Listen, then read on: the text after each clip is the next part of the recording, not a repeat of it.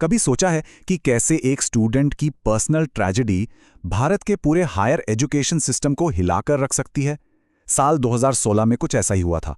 एक law student की दुखद मौत ने एक ऐसी कानूनी लड़ाई छेड़ दी जो लगभग 10 साल तक चली और जिसने हमारे एजुकेशन सिस्टम के नियमों को हमेशा के लिए बदल दिया। चलिए इस पूरी कहानी को समझते हैं जिसने लाखों स्टूडेंट्स की जिंदगी पर असर डाला है। ये जो लाइनें हैं, ये सिर्फ एक दोस्त की इंसाफ की गुहार नहीं थी। ये एक दबी हुई चीख थी जो देश भर के न जाने कितने ही स्टूडेंट्स की पीड़ा को आवाज दे रही थी। ये चिट्ठी उस मेंटल प्रेशर को सामने ला रही थी जिसे हमारे एजुकेशन सिस्टम में अक्सर अनदेखा कर दिया जाता है। तो देखिए, ये मामला आगे कैसे बढ़ा।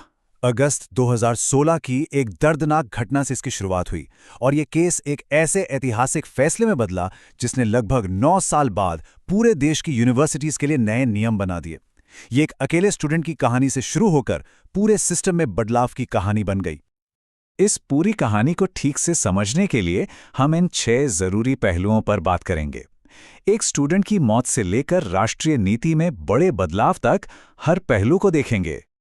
तो कहानी के सेंटर में हैं सुशांत रोहिल्ला, जीजीआईपीयू से जुड़े एमिटी लॉ स्कूल के एक होनहार छात्र, जिनके सपने एक बहुत ही सख्त नियम की वजह से टूट गए। हुआ ये कि अगस्त 2016 में 75% अटेंडेंस की शर्त पूरी न कर पाने की वजह से सुशांत को एग्जाम में बैठने से रोक दिया गया और इस घटना के बाद उन्होंने अपनी जान दे दी। इसी एक घटना ने उस कठोर नियम को सीधे सीधे कानूनी जांच के दायरे में ला खड़ा किया। जब ये मामला कोर्ट में पहुंचा तो कोर्ट को ये एहसास हुआ कि ये सिर्फ एक स्टूडेंट की कहानी नहीं है, बल्कि ये हमारे सिस्टम की एक बहुत बड़ी कमी की तरफ इशारा है। और इसीलिए कोर्ट ने अपनी इस पूरी कार्रवाई को एक खास नाम दिया। इसे नाम दिया गया सुशांत रोहिल्ला इंटरवेंशन। अब ये नाम ही अपने आप में बहुत कुछ कहता है। इसका मतलब था कि कोर्ट सिर्फ एक केस पर फैसला नहीं सुना रही थी, बल्कि वो एक मिशन पर थी। एक ऐसा मिशन जो स्टूडेंट्स के वेलफेयर के लिए पूरे सिस्टम को सुधार सके। और देखिए, कोर्ट ने सिर्फ बातें नहीं की, बल्कि जमीनी स्तर पर एक्शन भी लिया।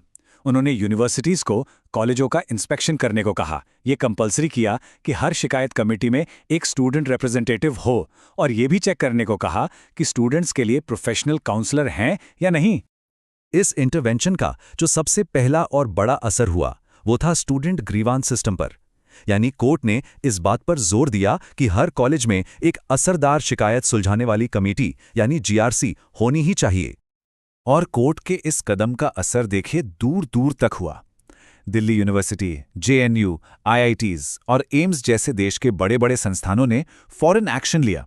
शिकायत कमेटियां बनाईं, उनमें स्टूडेंट्स को जगह दी और ऑनलाइन शिकायत करने के लिए पोर्टल भी बनाए। ये एक असली बदलाव की शुरुआत थी। लेकिन कहानी सिर्फ शिकायत सिस्टम तक ही नहीं रुकी। अब इसका रुख एक दूसरे और शायद सबसे ज्यादा विवादित पहलू की तरफ मुड़ा, और वो था कंपल्सरी अटेंडेंस का नियम। कोर्ट ने एक बहुत बड़ा और जरूरी सवाल उठाया। क्या आज के जमाने में, जहां ऑनलाइन लर्निंग है और स्टूडेंट्स के मेंटल हेल्थ पे इतना जोर है, क्या अटेंडेंस के इतने सख्त नियम अब भी मायने रखते हैं? इस एक सवाल ने पूरी बहस को एक नए लेवल पर पहुंचा दिया। कोर्ट के इस सवाल ने बार काउंसिल ऑफ इंडिया यानी बीसीआई और यूजीसी जैसी बड़ी रेगुलेटरी बॉडीज को एक मुश्किल स्थिति में डाल दिया। उन्हें या तो अपनी पुरानी नीतियों का बचाव करना था या फिर उन पर दोबारा सोचने के लिए मजबूर होना पड़ा। तो यहां दो बिल्कुल अलग सोच आमने सामने थी। एक तरफ थी बार काउंसिल ऑफ इंडिया, जिसका कहना था कि 70% अटेंडेंस जरूरी है, इससे कोई समझौता नहीं हो सकता। और दूसरी तरफ थी कोर्ट, जिसका मानना था कि स्टूडेंट्स की मेंटल हेल्थ और नई लर्निंग मेथड्स को देखते हुए इन सख्त नियमों पर फिर से विचार होना चाहिए। और ऐसा नहीं है कि ये नियम सिर्फ लॉ में ही है। अगर हम देखें तो मेडिसिन, इंजीनियरिंग, डेंटिस्ट्री, लगभग सभी प्रोफेशनल कोर्सेज में कंपल्सरी अटेंडेंस का एक कल्चर है। बीसीआई का नियम भले ही सख्त हो, लेकिन वो इसी बड़ी तस्वीर का एक हिस्सा है। लेकिन इस पूरी बहस के बीच यूनिवर्सिटी ग्रांट्स कमीशन यानी यूजीसी एक नया और काफी प्रोग्रेसिव नजरिया लेकर सामने आया। उन्होंने नई नेशनल एजुकेशन पॉलिसी का जिक्र करते हुए कहा कि अब जोर क्लासरूम में बिताए गए घंटे पर नहीं, बल्कि इस बात पर होना चाहिए कि स्टूडेंट ने सीखा क्या है, उसकी काबिलियत क्या है। तो आखिर में हुआ क्या?